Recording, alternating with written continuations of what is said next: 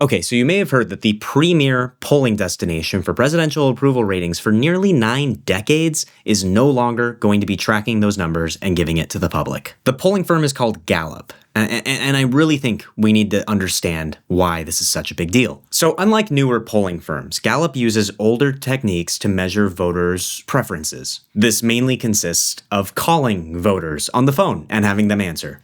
Now, if you're anything like me, this would never work. And there's an argument to be made that it's not working as well for them now either. But it was a tried and true method, and it tends to work better for pollers than newer techniques. Like, for example, texting. Now, you may have noticed if you're using an iPhone that it recently updated to a brand new software, iOS 26. Now, this is the yearly update. As you know, every year your iPhone gets an update. But there's something really important that Apple added in this update. A new feature that they're calling on-device spam detection. Now, I've got this on my phone, and basically it categorizes your messages into different categories. It'll sort messages out of your main inbox for transactions, promotions, and spam. Now, you can check it for yourself because this is all anecdotal on my end, but I have gotten several messages from different polling firms ending up in my spam folder. And personally, I'm not too hung up on that. I hate getting spam texts, even from pollsters.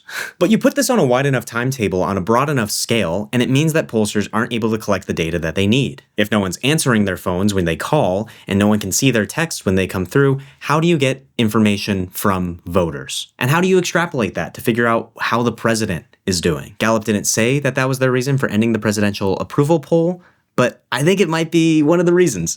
I think sort of the harbinger of doom for this trend that we're seeing can be seen back in the 2024 election with a poll coming out of the Des Moines Register. This is a poll that is done every election in Iowa by someone named Ann Seltzer. Seltzer's been doing this poll for decades, and she uses a very simple technique. It doesn't use any of these advanced data aggregation models, weighing voters of different parties. It doesn't use any of these new texting poll techniques. It is a very simple, basic poll.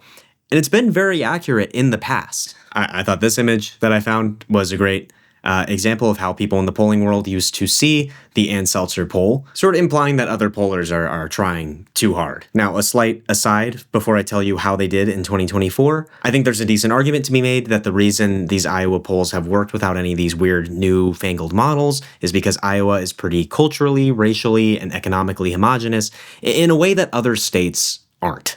But anyway, getting back to the story. In 2024, just before the election, this poll showed Kamala Harris leading Donald Trump by 3 points in Iowa. If you followed recent elections, this was shocking when it came out. Iowa is a red state that usually leans pretty heavily for Donald Trump. And that is what ended up happening in the election. The poll ended up being 16 points off, with a 13-point victory for Donald Trump, nowhere near a 3-point victory for Kamala Harris. This led to Donald Trump suing the Des Moines Register after the election because of how egregiously wrong this poll was. As far as Ann Seltzer is concerned, she has said she will no longer conduct this poll going forward. It seems like the future is catching up with the polling industry, as it seems to be for everything else right now. I don't know what the future holds for this kind of thing, but I have a feeling the 2026 election may be more in play than people think. Okay, so I'm recording this like right before I'm about to post the video, but I'm on a walk and I just had the thought that what if Apple was able to fix this on their end, right?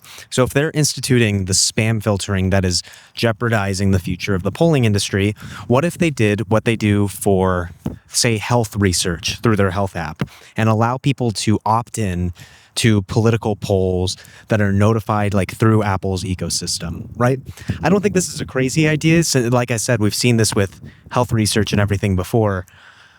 I don't know. I think it could be an interesting solution if this problem becomes more pronounced as time goes on and this becomes more baked in. I don't know. It's just an idea, but let me know what you guys think. I'd love to hear your thoughts on this or any other solutions that you might have to possibly fix this problem before it gets too big. All right, yeah, let me know. If you want to stay informed as we get closer and closer to this election, piece by piece, form a wider model of this race for yourself, I would recommend joining the channel. We're going to be covering issues like this on a daily basis through an analytical lens to kind of break down the nugget at the center of the story. If that sounds interesting to you at all, we'd love to have you here.